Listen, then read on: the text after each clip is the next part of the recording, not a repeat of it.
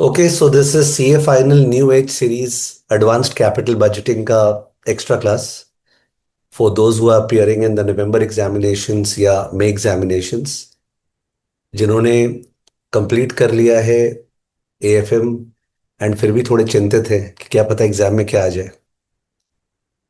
तो advanced capital budgeting में the one topic that ICAI is totally into is real options. मतलब I would say advance capital budgeting में सबसे important chance जो आने का है वो रियल ऑप्शंस का है। Whether it is follow on investment option और इट इज टाइमिंग ऑप्शन और it is fundamental option.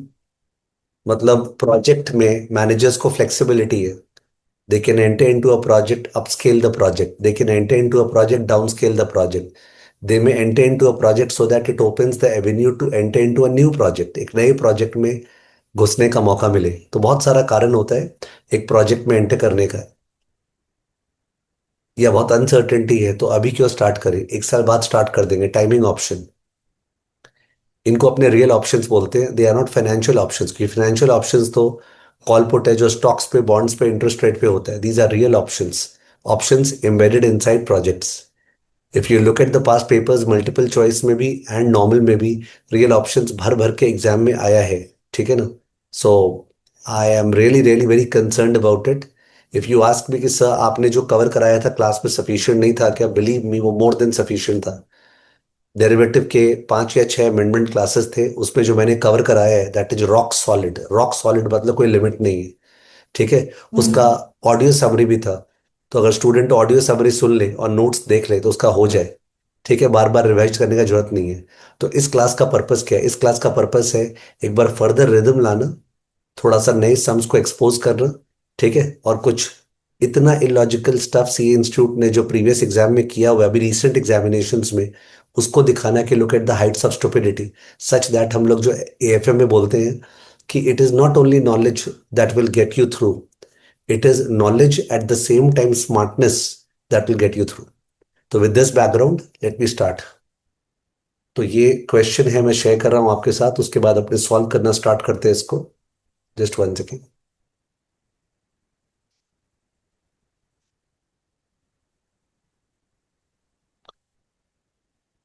Haldia Cements Limited is currently considering investment in a plant using an indigenous technology, which enables it to expand at a later date by making a follow-on investment using imported technology 3 years from now. ठीक है? तो इसमें follow on investment option है। The expansion project requires 4 times the outlay. तो जो expansion project है 3 साल बाद जो करने का हक है, दैट्स अ कॉल ऑप्शन। समझो प्लीज। आज अगर इंडिजिनियस प्लांट में जाएंगे तो उसकी वजह से 3 साल बाद अपने एक इंपोर्टेड टेक्नोलॉजी वाले प्लांट में जा सकते हैं। कब? 3 साल बाद। तो थ्री इज एन, एन हो गया 3। राइट टू बाय होता है ना कॉल ऑप्शन। तो right to buy the project after 3 years, तो 3 क्या हो गया? एन। उस समय जो पैसा लगेगा that is x strike price. तो क्या पैसा लगेगा बोल रहे हैं? The expansion project requires 4 times the outlay and is expected to earn 4 times the cash inflows of the current project over a period of 3 years। तो अगर आप नीचे में टेबल देख रहे हैं, ये वाला करंट प्रोजेक्ट है। इस करंट प्रोजेक्ट में 45.4 का इन्वेस्टमेंट है। दिख रहा है आपको? तो बोल रहा है जो नया वाला प्रोजेक्ट है उसमें 45.4 इंटू 4। नए वाले प्रोजेक्ट में 45.4 इंटू 4 क्या हो गया? 45.4 इंटू 4। Yes please. 181.6। तो 181.6 जो है वो एक्स हो गया स्ट्राइक प्राइस। 181.6 उस समय जो पैसा लगेगा उसका पीवी नहीं करना है, उसका प्रेजेंट वैल्यू नहीं करना है, वही लगेगा। वो ब्लैक शोल्स में एक्स वही होता है, पीवी ऑफ एक्स नहीं लेते हैं ब्लैक शोल्स में। और बोल रहे हैं जो कैश फ्लोज आएगा, कैश इनफ्लोज, वो कैश इनफ्लोज भी 4 times होगा। तो जो जैसे स्टॉक बाई करते हैं तो उससे जो डिविडेंड आता है उसका प्रेजेंट वैल्यू ही तो स्टॉक प्राइस होता है। अगर स्टॉक बाई करते हैं तो उससे जो डिविडेंड आता है या फ्री कैश फ्लो आता है उसका प्रेजेंट वैल्यू तो स्टॉक प्राइस होता है। तो अकॉर्डिंगली जो present value of the cash inflows है, present value of the cash inflows that is the stock price. तो इसका प्रेजेंट वैल्यू क्या आ रहा है पहले निकाल लेते हैं। और इसका 4 times आएगा और उधर आएगा, उसका पीवी करेंगे तो S0 आएगा। तो इसका प्रेजेंट वैल्यू निकाल के बताइए प्लीज, कौन से रेट पे? डिस्काउंट रेट 10% है। तो 15.2, 18 और 30 इन तीनों का present value. Please do it Rishi, Himesh. ये दो स्टूडेंट्स मेरे को दिख रहे हैं जो चैट पे एक्टिव है। 15.2, ओ सॉरी, 18% से रॉन्ग कर दिया, कॉस्ट ऑफ कैपिटल से। 15.2, 18 और 30 इन तीनों का प्रेजेंट वैल्यू। इन तीनों का प्रेजेंट वैल्यू निकालना। 15.2 by 1.18, 18 by 1.18 square and 30 by 1.18 cube, इन तीनों का present value. 15.2 by 1.18, 18 by 1.18 square and 30 by 1.18 cube. Please tell me, इनका प्रेजेंट वैल्यू आज क्या आ रहा है? ये तो इस प्रोजेक्ट का है। 15.2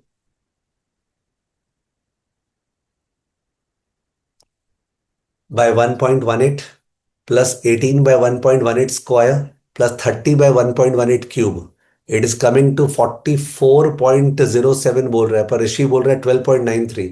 12.93 कैसे होगा ऋषि? तुमने उसको पुल करके बोला है क्या? देखो तो I don't know what's happening. I don't have the calculator, I need your help. मैं बोल रहा हूँ जितना पूछा गया उतना बताना। 15.2 एक साल पहले, 18 2 साल पहले और 30 3 साल पहले। फर्स्ट ईयर का नहीं, तीनों का प्रेजेंट वैल्यू करके बताओ। You want me to do it? I can do it myself. There is no issue. Here's one, two, three. Cash flows 15.2, 18 and 30. 15.2, 18 and 30. उसका प्रेजेंट वैल्यू करना है एट 18%। तो that's coming to 44.07। Is coming to 44.07 आ रहा है। 44.07। इसका 4 times. इसका 4 times, 4 into 44.07 बोला है 4 टाइम्स। 4 into 44.07 is what? इसका 4 टाइम्स, 4 into 44.07 is what?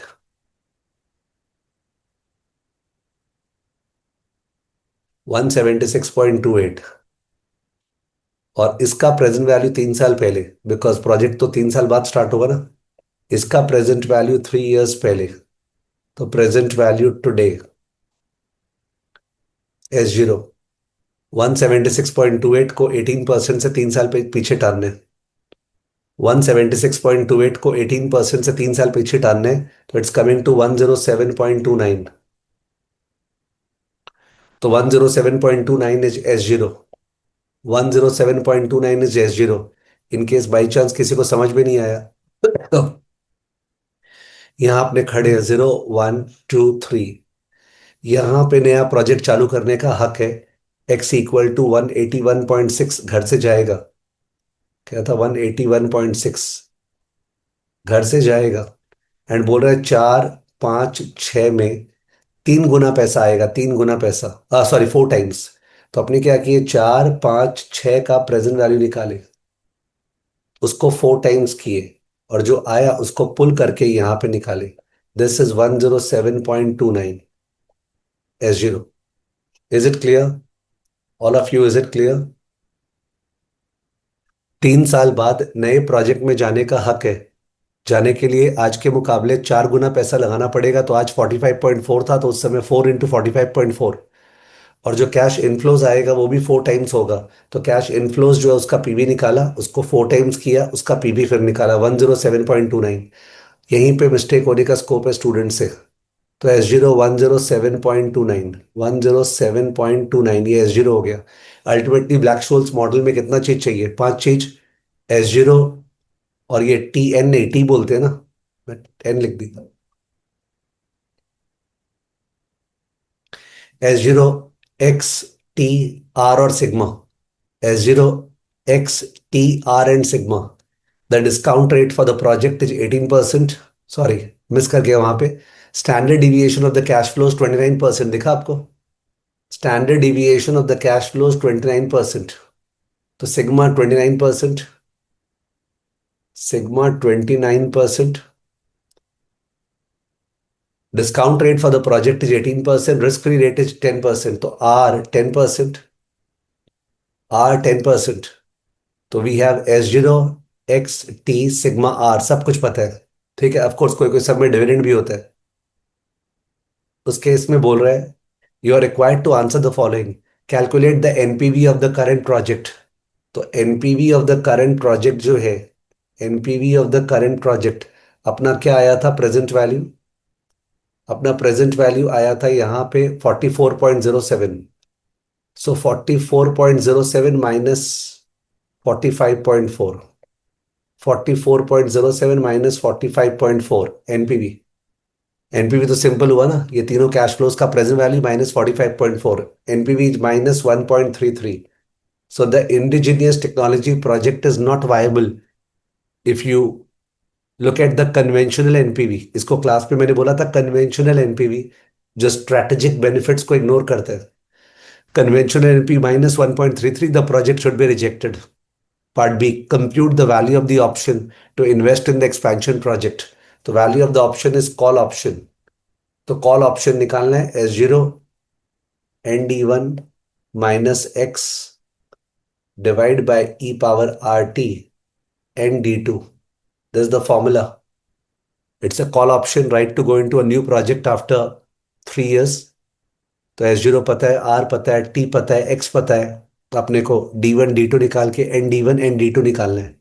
ठीक है, it is not a Black Scholes model का class going on, so there is no question of the fact that sir can you explain Black Scholes, we are doing Black Scholes. D1 का formula था ln S0 by x plus R plus sigma square by 2 into t whole divide by sigma root t. याद आ रहा है ऋषि, Himesh, Jayesh? I can see three candidates who are active. Others might be busy in some other subject, I'm sure.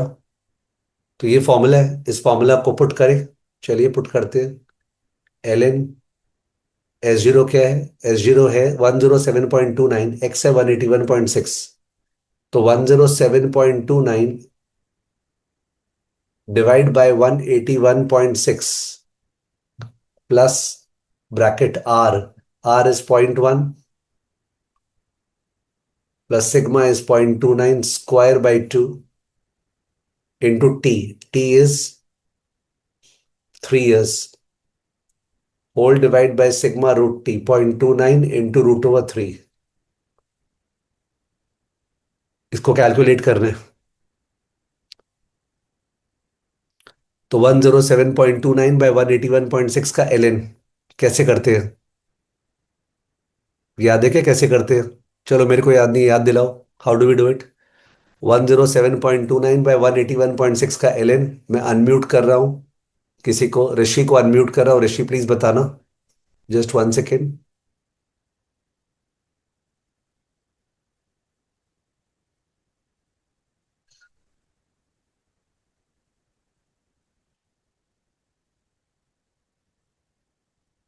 Rishi, please explain to us how do we calculate ln 107.29 by 181.6। मैंने आपको unmute किया है।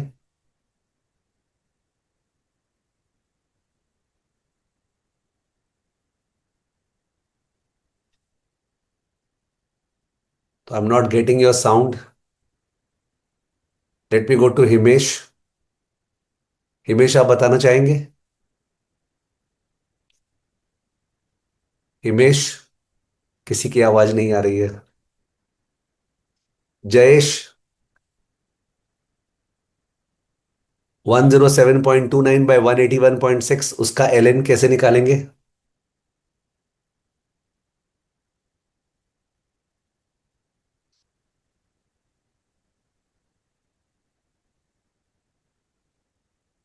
इसका square root लेते हैं ना, square root square root square root square root 12 times.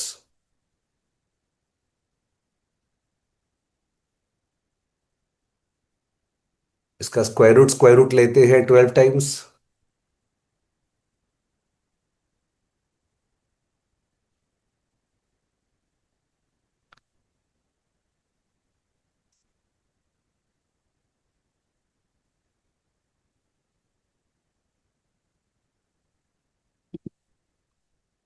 -1 और उसके बाद इंटू 4096। इसका स्क्वायर रूट 12 टाइम्स, फिर -1, फिर into 4096। Okay, Himesh is saying से अनम्यूट किया बट वॉइस जा नहीं रहा था, कोई बात नहीं, बैड लक, अभी दिमाग नहीं लगाते हैं। तो इसका स्क्वायर रूट 12 टाइम्स, फिर -1, फिर इंटू 4096, बाई चांस किसी को नहीं आते तो 107.29 by 181.6, उसका स्क्वायर रूट 12 बार, फिर -1, फिर जो आया इंटू 4096। हम लोग डिवाइड बाय फोन नंबर करते थे, तो वो डिवाइड बाय फोन नंबर का रेसिप्रोकल इज 4096। 107.29 डिवाइड बाय 181.6, उसका स्क्वायर रूट 12 टाइम्स, -1 जो आया इंटू 4096, तो -0.526 आ रहा है। दिस इज -0.526 प्लस ये पार्ट कितना आ रहा है, 0.29 square divided by 2 plus 0.1 the whole into 3, बताओ। 0.29 square divided by 2 plus 0.1 into 3, 0.04205 आ रहा है, ऋषि बोल रहा है। 0.04205 और the whole divide by sigma root 3। What is sigma root t? 0.29 root over 3। What is 0.29 root over 3? It is 0.5023, ऋषि बोल रहा है। 0.5023, तो 2 डेसिमल प्लेस पे D1 क्या आया? 2 डेसिमल प्लेस में what is D1? 2 decimal place में what is D1? D1 is -0.2, correct है क्या? D1 इज -0.2, मोटा मोटी करेक्ट है क्या? हिमेश और जयेश, क्या हुआ आप लोग के?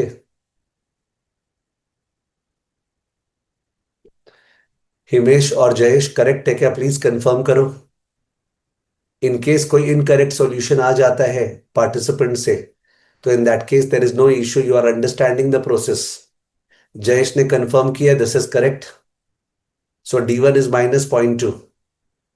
D1 is -0.2। Okay, D1 is -0.2। और D2 क्या हो गया? D2 is D1 minus sigma root t. So -0.2 -0.5023, बताओ। -0.2 -0.5023, -0.2 -0.5023 is equal to what? -0.70, -0.70।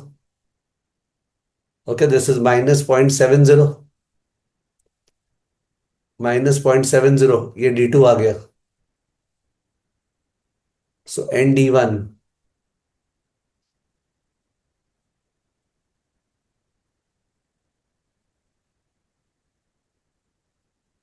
ND1 is this, probability Z less than -0.2, and D1 is probability. Himesh बोल रहा है 0.4205 की जगह 0.42615 आ रहा है। मैं अभी चेंज नहीं करने वाला हूँ, ठीक है, मैं वो अभी चेंज नहीं करने वाला हूँ। दो जन ने कंफर्म कर दिया, आई हैव टोल्ड। जो लोग क्लास सुन रहे हैं, भाई आपका कैलकुलेशन जरा सा डिफर कर रहा है तो आप अपने कैलकुलेशन के अनुसार कर लीजिएगा। तो -0.2 के लेफ्ट का निकालना है, और ND2 में प्रोबेबिलिटी Z लेस देन -0.7, तो -0.7 के लेफ्ट का निकालना है। इसके लिए नॉर्मल डिस्ट्रीब्यूशन टेबल यहाँ पे है क्या मेरे पास, देख रहा हूं मैं।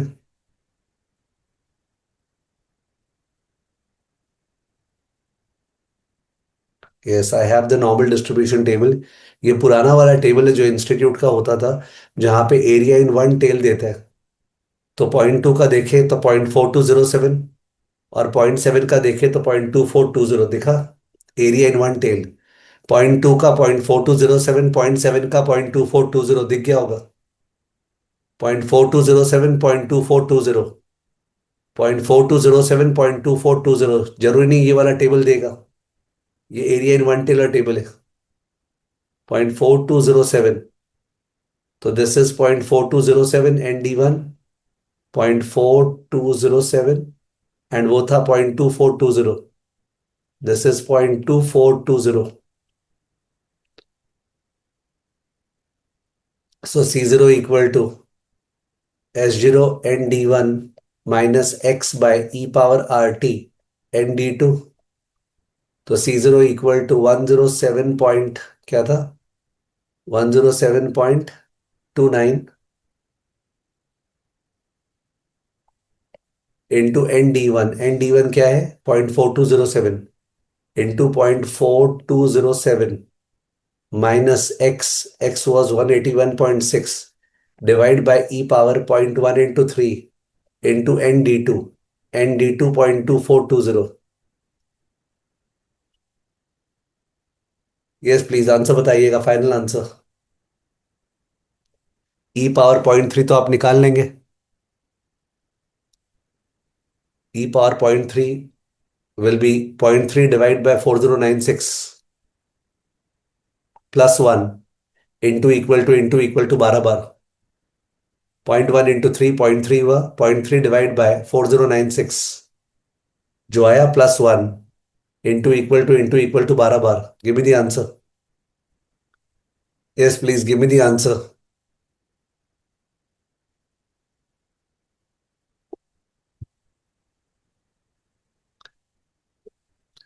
जयेश बोल रहा है E⁻, 0.3 is coming to 1.3498। That's fine. वो बोल रहा है E⁻RT आ रहा है 1.3498, और फाइनल आंसर क्या आ रहा है? फाइनल आंसर हिमेश और ऋषि का जरा जरा सा डिफरेंट है। मोटा मोटी 12.6 करीब है। मोटा मोटी 12.6 करीब है। 12.6। ओके 12.6। तो अप्रोक्सीमेट आंसर 12.6 है। हिमेश का 12.58 है, ऋषि का 12.65 है। I taken 12.6।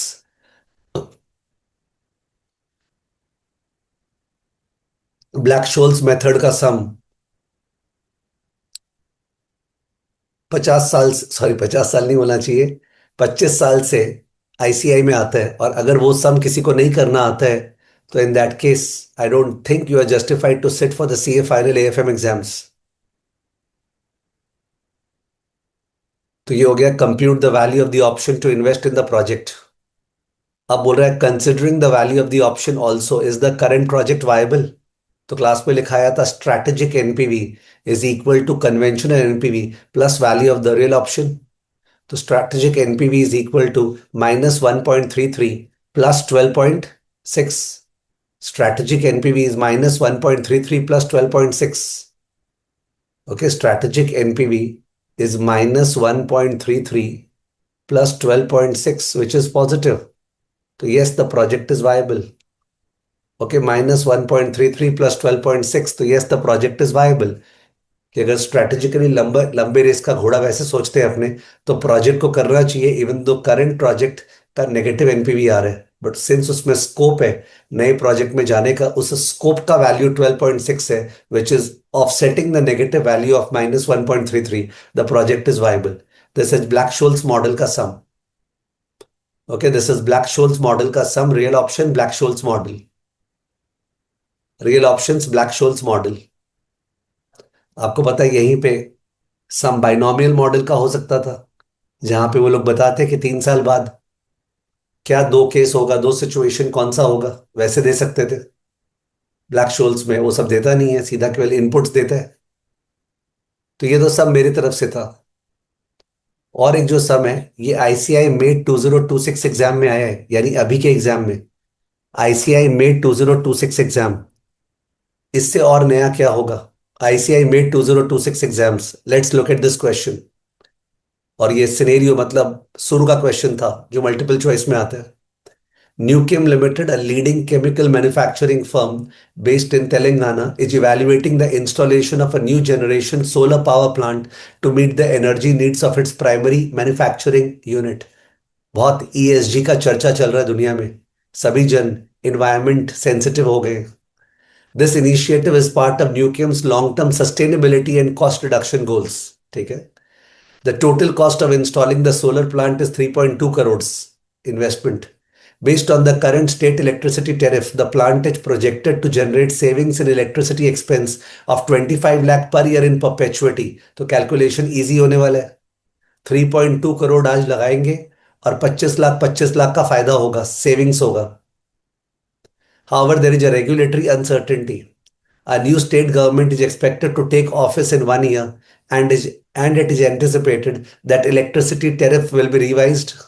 ठीक है, स्टेट गवर्नमेंट चेंज होगा। Based on industry analysis, the annual savings from the solar plant could change to one of the two possibilities। या तो सेविंग्स केवल 15 lakh per year in perpetuity, या savings 40 lakh per year in perpetuity. Savings या तो 15 lakh per year या 40 lakh per year. The companies weighted average cost of capital is 9.5%, and the current risk-free rate of return based on 10-year government bond is 6.5%. From the above information, choose the correct answer to the questions 1 to 3। तो तीन question पूछा था, multiple choice. ठीक है, question समझ गए? तो question एक तरह से बाइनोमियल मॉडल का है, बिकॉज क्वेश्चन में दो सिनेरियोज है, सिनेरियो वन, सिनेरियो टू। तो क्वेश्चन एक तरह से बाइनोमियल मॉडल का है। एक सिनेरियो मेथड भी था। बाइनोमियल मॉडल नाम तो दिया नहीं है, पर उस केस में रिस्क फ्री रेट क्यों दिया है? और अगर सिनेरियो का होता है तो प्रोबेबिलिटी ऑफ सिनेरियो देना पड़ेगा उन लोगों को, जो कि दिया नहीं है। इसका मतलब सम बाइनोमियल से ही होगा, रिस्क न्यूट्रल प्रोबेबिलिटी निकालना पड़ेगा। ठीक है, फिर भी चलो क्वेश्चन को फॉलो करते हैं। क्वेश्चन है, Newchem plans to invest 3.2 crore, revise करवा रहा है, in a solar power plant generating annual electricity savings of 25 lakh in perpetuity. WACC is 9.5%. After 1 year, savings can be 40 lakhs or 15 lakh perpetuity due to tariff revisions. Calculate NPV if invested today and NPV after 1 year in both the scenario. तो आज के दिन NPV क्या होगा? 25 lakh divided by 0.095। 25 lakh divide by 0.095, तो मैं कर दे रहा हूं 0.25 डिवाइड बाय 0.095 माइनस 3.2। बताओ, 0.295 करोड़ पे कर रहा हूं, divided by 0.095 minus 3.2। 0.25 divide by 0.095 minus 3.2, इसमें तो कुछ है ही नहीं, बच्चा वाला सब।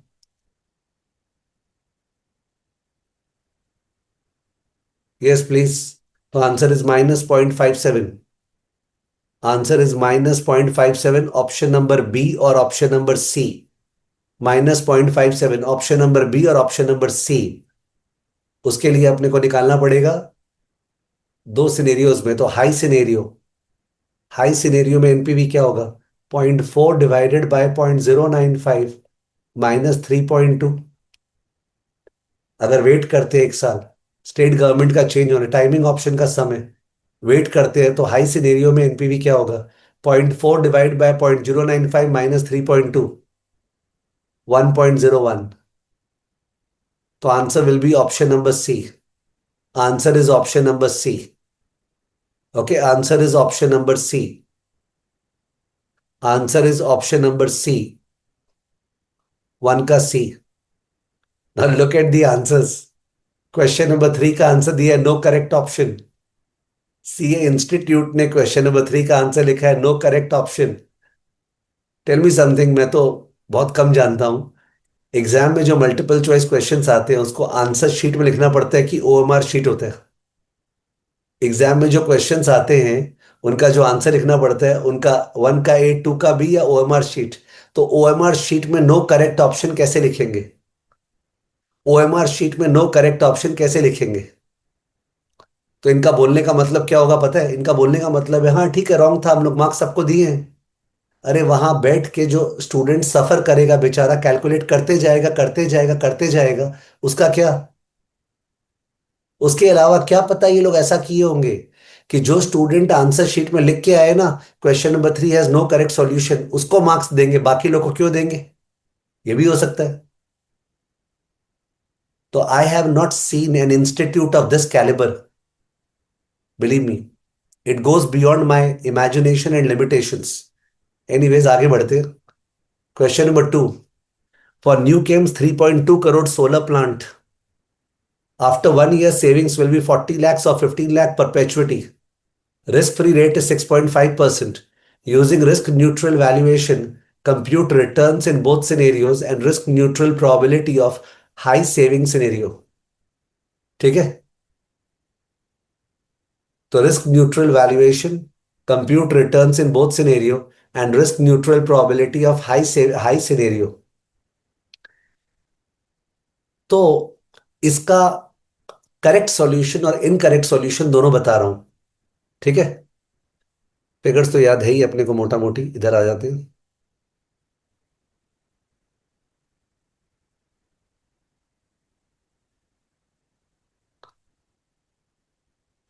तो बेसिकली आज जो स्टॉक प्राइस बोलते हैं ना एस, वो है 25/I। US is 40/I। DS is 15/I। आई मतलब 0.095। ये क्लियर है क्या आप लोग को? बिकॉज स्टॉक प्राइस क्या होता है? Present value of the future cash flows. तो आज के दिन इट इज 25/I, ऊपर में 40/I, नीचे में 15/I। तो अकॉर्डिंगली जो अपना यू है, that you is 40/25 which is 1.6। जो डी है अपना, that D is 15/25 which is 0.6। जो आर है अपना 6.5% है, तो कैपिटल आर हो गया 1.065। तो जो रिस्क न्यूट्रल प्रोबेबिलिटी है, R minus D divide by U minus D, वो हो गया 1.065 minus 0.6 divide by 1.6 minus 0.6। 1.065 minus 0.6 divided by 1.6 minus 0.6। तो what is the answer? Risk neutral probability क्या आ रहा है? रिस्क न्यूट्रल प्रोबेबिलिटी क्या आ रहा है? प्लीज कॉपी एंड से and calculate. 1.065 minus 0.6 divided by 1.6 minus 0.6. It's coming to 0.465. So this is 0.465. This is 0.535. यहां पे जो सी यू होगा, वो जो अपने ऊपर निकाले थे, 1.05 होगा। 1.05 आया था कि 1.01? जब फर्स्ट आंसर किए तो 1.01 आया था। यहाँ पे जो सी यू होगा वो 1.01 होगा। 3.2 में से लेस करके 1.01। एक्स तो 3.2 है ना। और जो यहाँ पे सी डी होगा वो जीरो होगा, बिकॉज नेगेटिव आ रहा था, तो सी डी जीरो होगा, लैप्स हो जाएगा। तो accordingly value of the call option today क्या आएगा? 0.465 into 1.01 plus 0.535 into zero whole divided by 1.065। 0.465 into 1.01 plus 0.535 into zero divide by 1.065। Value of the call option today कितना आ रहा है? 0.465 इंटू 1.01 डिवाइड बाय 1.065। तो 0.44 crore is the value of the call option today. और आज का नेगेटिव एनपीवी क्या आया था? तो strategic NPV is equal to conventional NPV plus C zero. तो कन्वेंशनल एनपीवी कितना क्या आया था? -0.57। -0.57 plus 0.44 equal to -0.13. The project is still rejected. -0.57 plus 0.44 minus 0.13. The project is rejected. Now, this is the entire solution, correct solution of this question. This is the entire correct solution of this question. The problem is that अपने यहाँ पे match नहीं हो रहा है कोई भी option. Question number 2 में 49.5% कोई भी ऑप्शन दिया हुआ नहीं है। 49.5% कोई भी ऑप्शन दिया हुआ नहीं। आप प्रोबेबिलिटी देखो केवल, आप लोग केवल प्रोबेबिलिटी देखो। 49.5% कोई भी प्रोबेबिलिटी है नहीं, मैच नहीं हो रहे। If you look at question number 3, if you look at question number 3, क्या बोला है? यूजिंग रिस्क न्यूट्रल प्रोबेबिलिटी 69.5% दे दिया। क्या बेवकूफ है, सोचो। क्वेश्चन नंबर 3 में Newchem can invest 3.2 crore in solar plant today और wait for 1 year when savings will be 40 or 15 using risk neutral probability। 69.5% यहां दे दिया, ये रहा। तो इसका मतलब प्रीवियस आंसर 69.5% होगा। तो प्रीवियस आंसर जो है या तो ए या सी, ए या डी होगा। इसलिए मैं बोला स्मार्टनेस। वो जैसे भी किया हो रॉन्ग, उसने आंसर तो बता ही दिया। 69.5%। तो यहाँ पे आंसर ए या डी होगा। एनीवेज आगे पढ़ते हैं। Compute the present value of the option to wait for 1 year, यानी कॉल ऑप्शन का वैल्यू पूछ रहा है। ठीक है। Discounted at the risk free rate and discounted at WACC। तो हम लोग का अभी 0.44 आया था ना, 0.44 अभी हमने किए थे करेक्ट आंसर से, तो 0.44 आया था, which is option number C. तो इनका गड़बड़ क्या हुआ क्वेश्चन नंबर 3 में? नो करेक्ट ऑप्शन क्यों है? बिकॉज क्वेश्चन नंबर 2 को गलत कैलकुलेट किए, इसलिए क्वेश्चन नंबर 3 में करेक्ट ऑप्शन नहीं आ रहा है, वरना ऑप्शन नंबर सी आंसर है। वरना ऑप्शन नंबर सी आंसर। आप समझ रहे हो क्या किया है? क्वेश्चन नंबर 2 में गलत प्रोबेबिलिटी कैलकुलेट किया। गलत कैसे कैलकुलेट किया बता रहा हूं मैं, डोंट वरी। गलत कैसे कैलकुलेट किया बता रहा हूं मैं। पर वो गलती करने के कारण क्वेश्चन नंबर 3 का आंसर मैच नहीं हुआ। ऋषि, जयेश, आप लोग को समझ में आ रहा है? आंसर नंबर 3 आ रहा है, ऑप्शन नंबर सी आंसर होगा। ठीक है। बट सिंस उसने क्वेश्चन नंबर 2 में गलत प्रोबेबिलिटी कैलकुलेट किया, तो क्वेश्चन नंबर 3 का उसका आंसर ही नहीं आया, तो लिखा नो करेक्ट ऑप्शन। ठीक है। किया क्या उसने क्वेश्चन नंबर 2 में आते हैं। क्वेश्चन नंबर 2 में लिखा था using risk neutral valuation compute returns in both scenario. Okay. तो बोलना चाह रहा है रिटर्न निकालो। रिटर्न निकालो माने क्या बोलना चाह रहा है ये शायद ये बोलना चाह रहा है कि सर, हमारा अगर 40 lakhs आएगा, 0.4 आएगा, तो 0.4 डिवाइडेड बाय 0.095। ठीक है। 0.4 डिवाइडेड बाय 0.095 ये हमारे पास आएगा, ये कितना हो बताना। 0.4 डिवाइड बाय 0.095 कितना हुआ बताना। मेरे ख्याल से ये आया 4.21। तो 4.21 आया और अपने लगा रहे हैं 3.2। तो 3.2 से 4.21 व्हाट इज द रिटर्न? 3.2 से 4.21 व्हाट इज द रिटर्न? 3.2 लगा रहे हैं और 4.21 आएगा, व्हाट इज द रिटर्न? 3.2 से 4.21 what is the return? Return बता दे भाई। 31.58%। Thank you. 31.58% मैच भी हो रहे हैं, ऑप्शन नंबर ए। ठीक है। 31.56%। ठीक है। मैच हो रहा है, ऑप्शन नंबर ए। 56 कर देते हैं। और अगर अपना 0.25 आया, 0.15, तो 0.15 बाय 0.095 कितना हुआ? 0.15 माइनस 0.095 कितना हुआ? 0.15 माइनस 0.095 कितना हुआ? 1.57 हुआ। तो हम 3.2 लगाएंगे और 1.57 आएगा, कितना परसेंट? 3.2 लगाएंगे, 1.57 आएगा, what is the return? Negative return. 3.2 लगाने से 1.57 आएगा, what is the negative return? 3.2 लगाने से माइनस 1.5, सॉरी 1.57 आएगा, व्हाट इज द रिटर्न? 3.2 से माइनस 1.57, नेगेटिव रिटर्न इज 50.94%। 50.94%, यानी ऑप्शन नंबर ए का फिगर्स ले सकते हैं। ये -50.94% आ रहा है। मैं ऑप्शन नंबर ए का फिगर्स ले रहा हूं।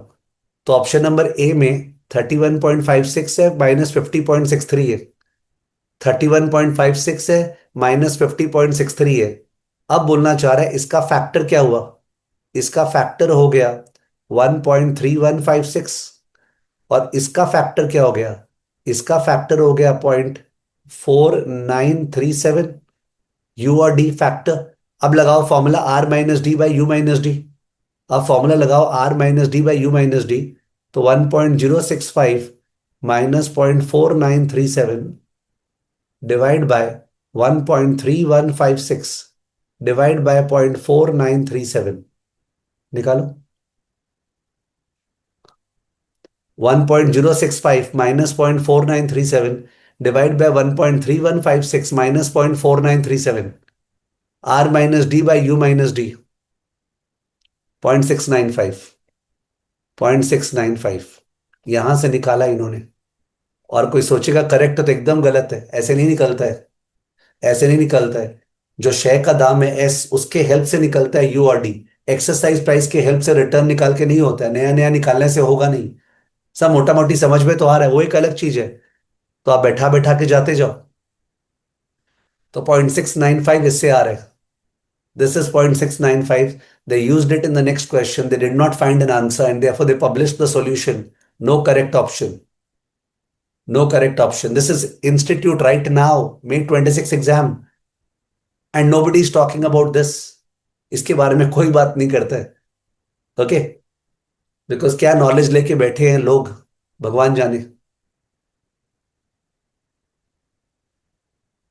सो यू मे अंडरस्टैंड, मैं बता रहा हूं आपने रिस्क न्यूट्रल मॉडल कैसे पढ़े थे।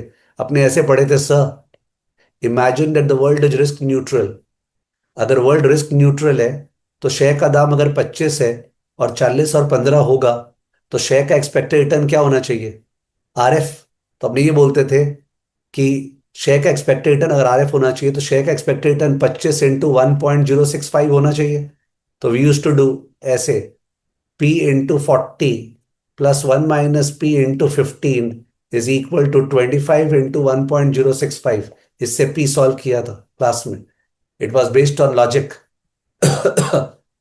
Okay, that's okay Jayesh. 0.695 0.6921 उसका फाइट नहीं चल रहा है यहाँ पे। वो तो ये लोग का रिटर्न थोड़ा सा अपने से मैच नहीं हो रहे। ठीक है, don't go two comma full stop. तो इन दैट केस इस तरह से पी निकालते थे। यू कैन नॉट यूज वो जो 3.2 करोड़ है उसको यूज नहीं कर सकते यहाँ पे, that can not be used.